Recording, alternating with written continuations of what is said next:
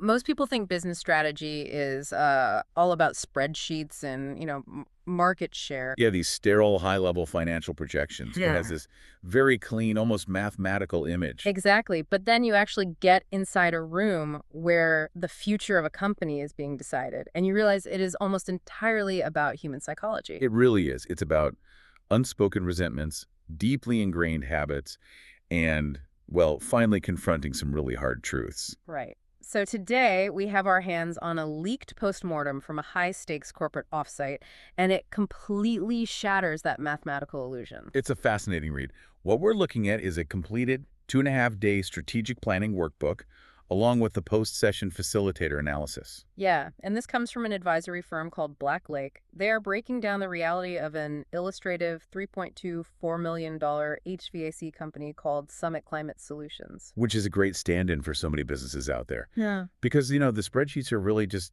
the lagging indicators of human behavior. Oh, absolutely. When you sit down to fix a business, you aren't actually fixing the math. You're fixing the dynamics between the people running it. Right, and what makes the Black Lake documents so compelling is that we get to see how a business actually pivots from being completely bottlenecked by its founder to becoming a scalable system.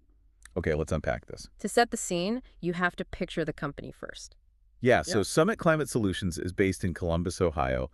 They have 17 employees. They've been around for 14 years. And I mean, on the outside, they look incredible. Totally. They have a stellar 4.8-star Google rating with over 300 reviews. They are super respected in their community. Right, but the source material reveals that internally, they are secretly suffocating. And to understand why a company with a 4.8-star rating is suffocating, you always have to start with the people in the room. Yeah, you can't fix the business until you understand the architects of its current reality. Exactly.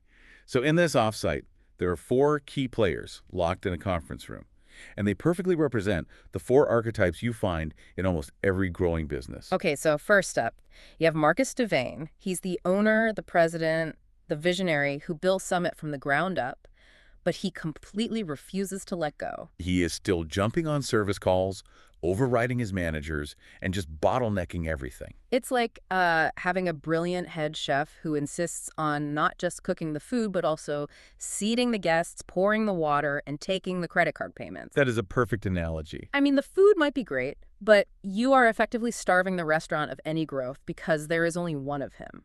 Right. Marcus is the company's greatest asset, but structurally, he is its biggest liability. And for a founder like Marcus, being the hero who fixes daily fires is heavily tied to his ego. Yeah, his whole identity. Stepping back isn't just a scheduling issue for him. It's, a loss of his daily dopamine hit. Wow, yeah.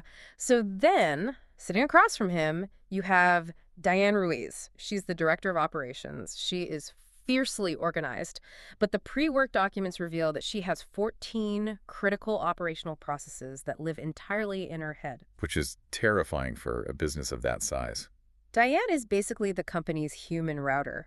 I mean, every single decision, from a broken truck to a missing part, has to pass through the switchboard in her brain. If the router goes offline. Right, like if she gets the flu for a week, the whole network crashes. And she knows it, which is why she's deeply frustrated. Mm-hmm.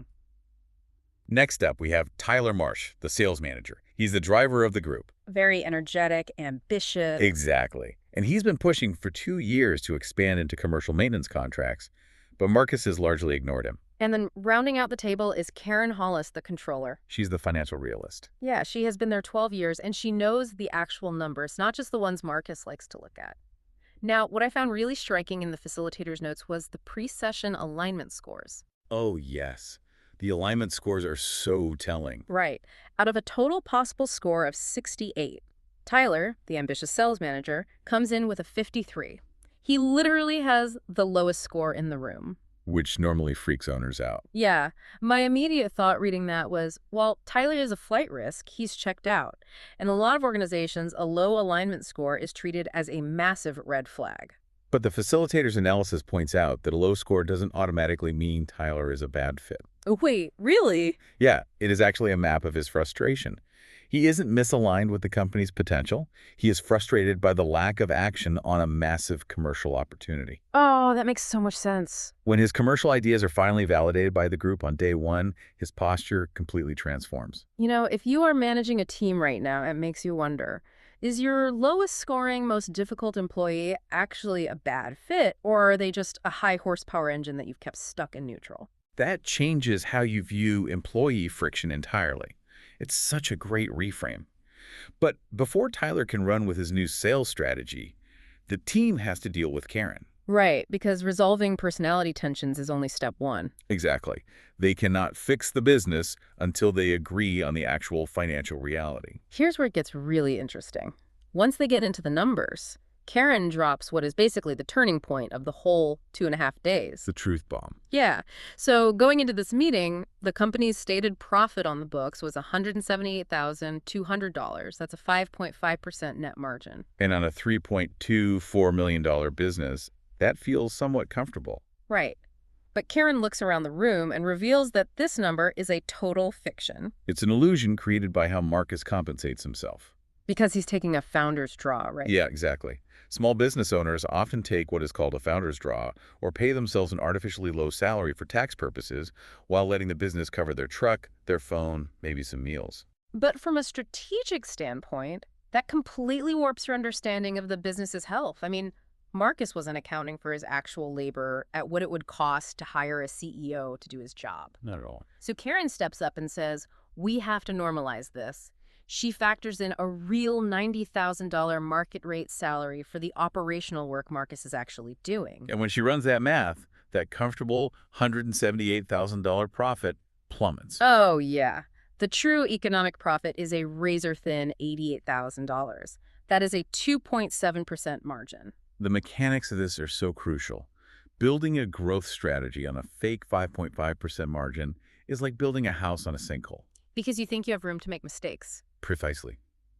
If you think you have a 5% cushion, you make certain decisions about marketing, about hiring, or about taking on slightly less profitable jobs because you think the business can absorb the inefficiency. But when you realize your true margin is 2.7%, your tolerance for inefficiency vanishes. You're essentially one bad month away from dipping into the red. What's brilliant is the way Karen handled it.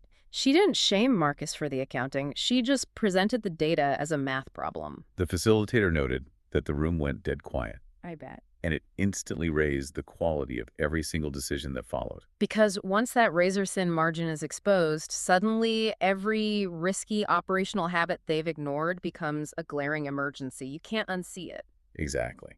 This forces the team to look at the massive structural risks they've been totally ignoring, specifically what the source material calls the Jorge Medina factor. Oh, the Jorge Medina factor. So in their pre-work, 3 out of the 4 leaders independently identified Jorge as a critical flight risk. Jorge is their lead installer. But he isn't just an installer, is he? No. For 14 months, he has been doing the job of a field supervisor. He's managing crews, training apprentices, and handling subcontractors.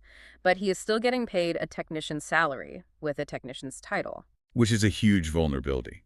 If Jorge gets fed up and leaves for a competitor who offers him the title and pay he actually deserves, Summit loses 60 days of installation capacity overnight. Wow, 60 days. Yeah, and in the HVAC business, installation is your highest revenue-generating activity. Losing 60 days of capacity isn't just an inconvenience, it is a catastrophic hit to cash flow. And the cash flow issue is compounded by another terrifying detail Karen highlights. They have a $3 million company, and they have 0 line of credit. None. Operating completely without a net. Right. If they have one bad month, like a cluster of warranty claims where they have to send guys out to fix things for free, they could literally face a payroll crisis. It's a terrifying position to be in. So I have to ask you directly, why do smart business owners ignore these massive, obvious single points of failure until they are literally locked in a hotel boardroom with a facilitator? Well, this raises an important question, right? It sounds negligent from the outside, but the reality is operational inertia. Operational inertia. Yeah, it's not that Marcus or Diane don't care. It's that they are trapped in the day-to-day survival loop. When you are constantly putting out daily fires. Like a truck breaking down or an angry customer. Exactly. Or a supplier being late. Yeah. You simply don't have the mental bandwidth to drive to the bank, sit down with a commercial loan officer, and apply for a $150,000 line of credit. Right. You don't have the energy to formalize Jorge's job description and run the payroll adjustment. You just survive until Friday. And that means you are so busy working in the business that you completely stop working on the business. That is the exact mechanism, and that is the true value of an offsite like this. It acts as a circuit breaker for that operational inertia. It forces you to stop and examine the machinery. And once they did, they made immediate commitments. Jorge gets the title and an $8,000 to $12,000 pay bump immediately. Not as a retention trick, but because he's already doing the work. And Karen is given a hard deadline to secure a line of credit by August 15th. So the foundation is stabilized, the true numbers are known, now they have to do the actual strategic surgery. Which means they have to make choices about what to sell and who they are going to sell it to. And strategic surgery almost always means cutting away what isn't working, even if it looks like healthy revenue on the surface. Oh, this is the part that really challenged my thinking when reading the facilitator's notes. Yeah, they do this exercise called firing the builders.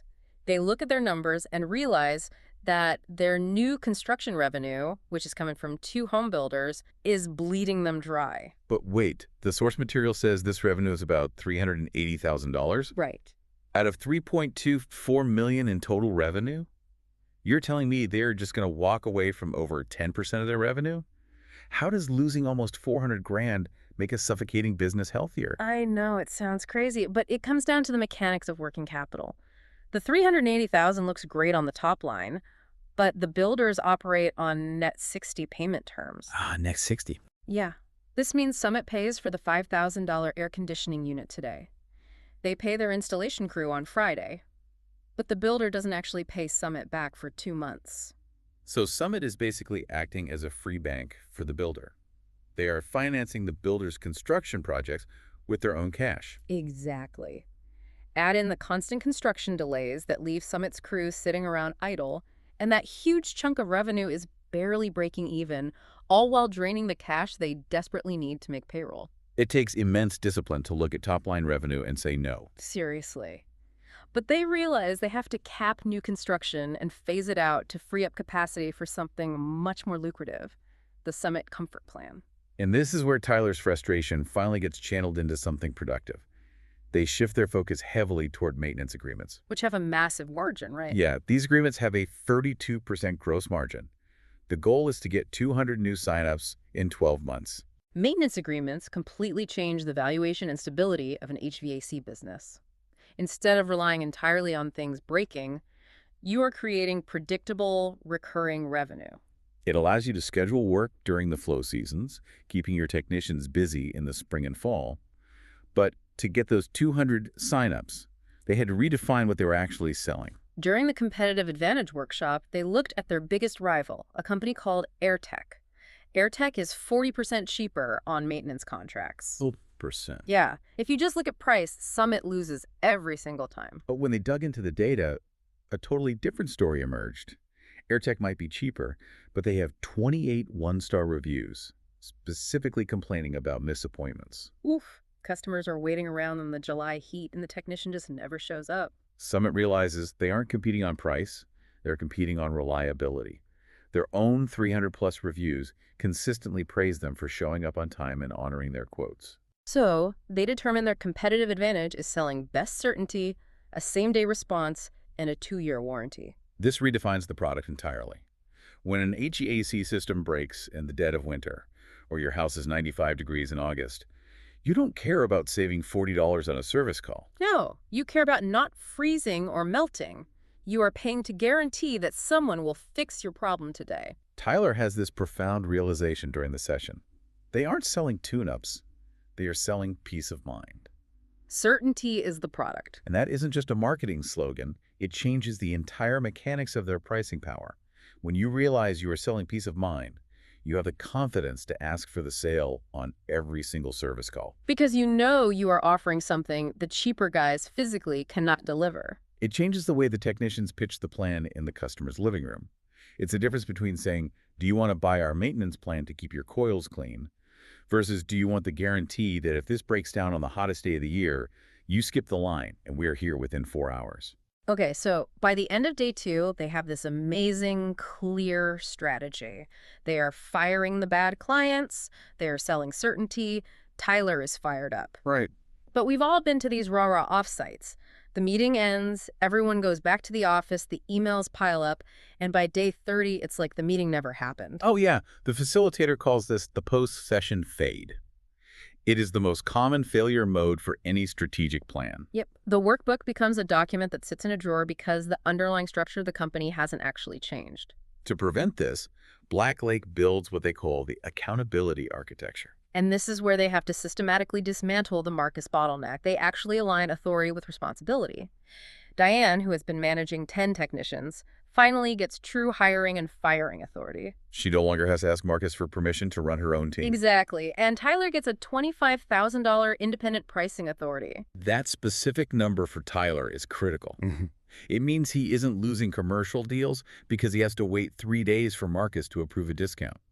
It removes the friction from the sales cycle. But they also pair this new authority with technological accountability. They have a software platform called Service Titan that they were already paying for, but only half the team was using. Technicians were still texting job details, which created chaos for Diane. So Diane makes full 100% adoption of Service Titan mandatory, no exceptions.